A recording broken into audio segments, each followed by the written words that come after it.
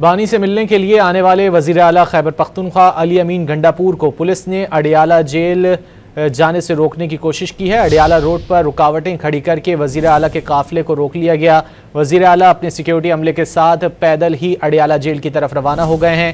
Rawalpindi police की वज़ीर आला के सिक्योरिटी अमले के साथ तल्ख कलामी भी हो गई।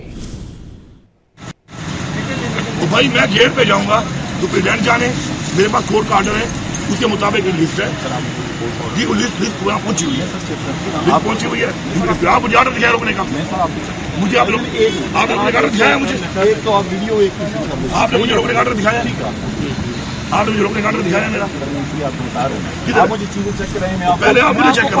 नहीं भाई ये पाकिस्तान है, ये पाकिस्तान है। आप मुझे रोकने का ऑर्डर दिखाओ मेरा, मैं दिखाता हूँ मेरे बचाने का ऑर्डर है। सरकारी लोग हैं, अगर आप सरकारी लोग हैं आप